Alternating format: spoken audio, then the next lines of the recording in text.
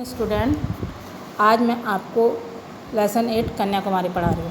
तो आलोक के पिताजी पर्यटन विभाग में अधिकारी थे। एक बार उसके पिताजी के मित्र वहाँ पर आए और वो पहली बार आगरा आए थे। उनकी खूब अवगत की गई। पिताजी उन्हें ऑफिस से छुट्टी लेकर, यानी आलोक के पिताजी ऑफिस से छुट्टी लेकर अपने मित्र को आगरा के आसपास के दर्शनीय स्थल दिखाए और वे बहुत प्रसन्न हुए। पिताजी ने उन्हें आगरा के विषय में बताया कि यहाँ पर देशी विदेशी भ्रमणार्थी भी आते हैं। ताजमहल को देखे बिना कोई रह नहीं सकता। ये अत्यंत सुंदर ऐतिहासिक इमारत है। ये मुमताज़ महल जिसे शाहजहाँ द्वारा मुमताज़ महल की स्मृति में बनवाया गया था। इसे विश्व का आश्चर्य माना जाता है।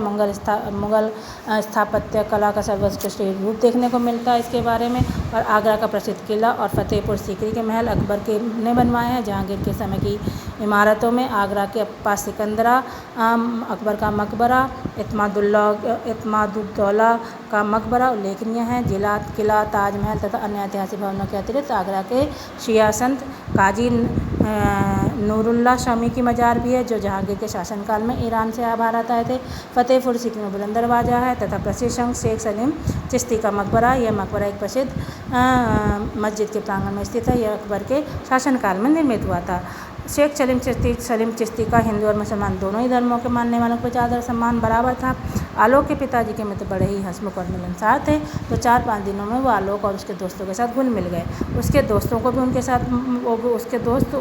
वो बड़ी रोमांचक कहानियाँ सुनाते, अच्छी अच्छी बातें बताते। शाम होते ही बच्चे उन्हें घेर कर बैठ जाते और पूछने लगते, चाचा जी आज आपने क्या देखा। चाचा जी भी जो थे वो बहुत बच्चों के साथ प्रसन्न रहते थे और कहते बच्चे जब उनसे पूछते तो फूल नहीं समाता और ये सोचकर प्रसन्न होते कि हम ऐतिहासिक महत्व की नगरी में रहते हैं। और बच्चे ये सोचकर खुश होते कि वो ऐतिहासिक महत्व की नगरी में रहते हैं जहाँ अनेक दर्शनीय स्थल हैं। एक दिन एक बच्चे से रहा न गया और वो पूछ बैठी चाचा जी से कि चाचा जी हमारे यहाँ तो कितनी सुंदर इमारतें हैं। विश्व का आश्चर्यजनक ताजमहल, फतेहपुर सीकरी, लाल किला, सिकंदरा आदि। बताइए कि आपके यहाँ भी कुछ ऐसे प्रसिद्ध मनोरम स्थल हैं। तब दूसरा बच्चा बोला, चाचा जी आप कहाँ रहते हैं, सुना है आप बड़ी दूर से आए हैं।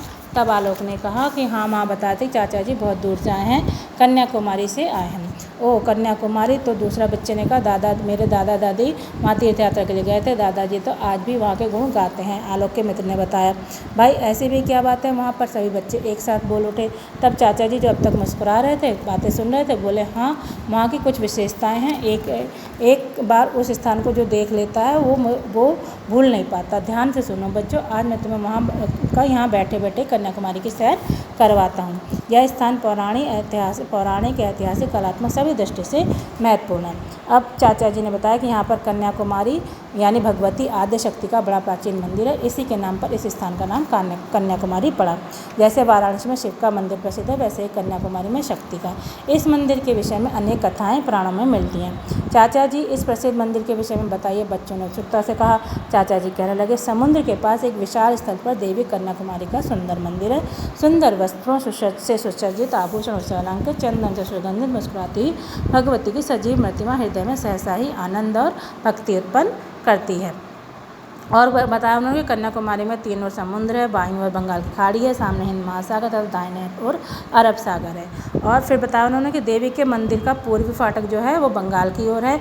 वर्ष में वो केवल 4-5 बार खुलता है। क्यों खुलता है? क्योंकि देवी की नाक में पहनी हुई जो नाक की लौंग है वो हीरे की है और उसकी चमक के कारण दूर से आने वाले नाविकों की आंखें में चौंध लगती थी, जिससे दुर्घटनाएं हो जाती थी। इसलिए फाटक बंद रहता है।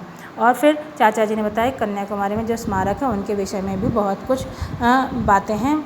तो वो उस दिन सो ही गया, उनके विषय में तो बहुत कुछ बताए थे। मैं तो उस दिन सो ही गया था, इसलिए कृपया करके आज इस विषय बताइए। आलोक ने कहा। चाचा जी इस प्रश्न से बहुत प्रसन्न हुए। कहने लगे, बच्चों इसकी जानकारी तो तुम्हें अवश्य होनी चाहिए।